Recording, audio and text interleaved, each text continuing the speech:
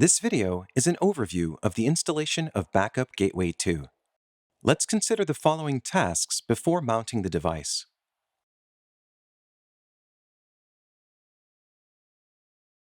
Once the box is open, you'll find a cardboard box containing the glass front cover on top.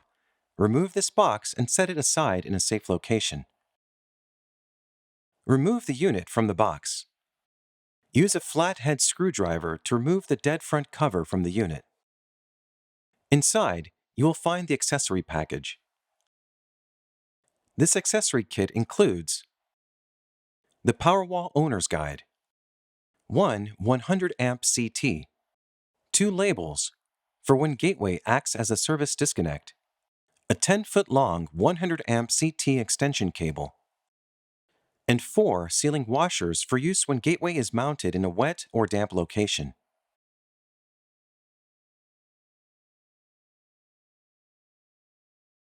Determine the locations of the conduit entry, the top, bottom, sides, or back of the enclosure.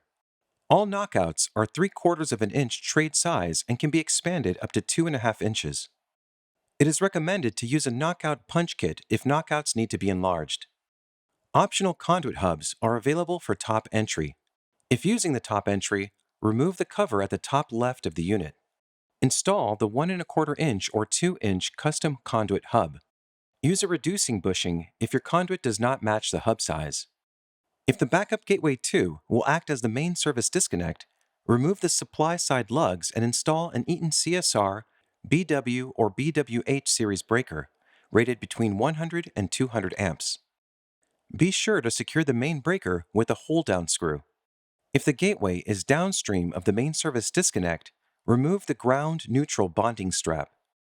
If your installation will use the Backup Gateway as the main service disconnect, leave the bonding strap in place.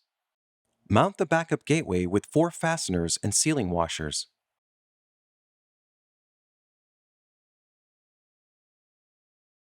Refer to the chart on the back of the dead front for torque specs and allowable wire gauges.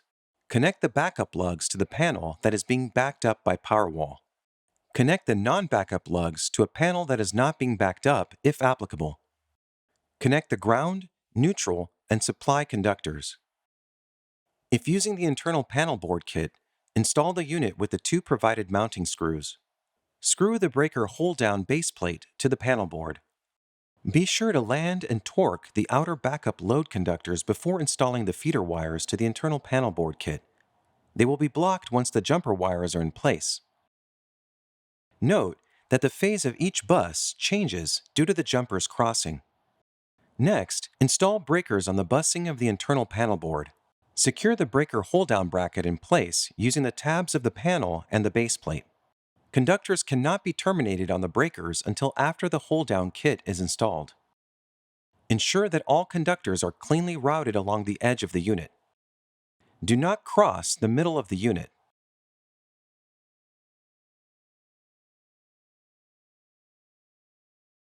When installing a system shutdown switch, remove the jumper between ports 1 and 2 of the auxiliary connector. If not using a system shutdown switch, do not remove the factory installed jumper. Prepare 2 conductors by removing 1/2 inch of insulation. Use a flathead screwdriver to depress the orange tabs on the aux connector and remove the factory installed jumper. Terminate the 2-conductor cable on port 1 and 2 where the jumper was removed. Route the cable to the outside of the enclosure using appropriate fittings. Terminate the other end of the 2-conductor cable in a normally closed, low-voltage shutdown switch.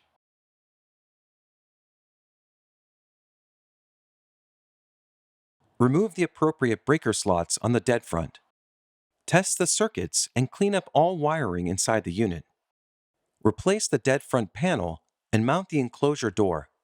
With all conductors now guarded, move the enable switch on the side of the Powerwall to the on position.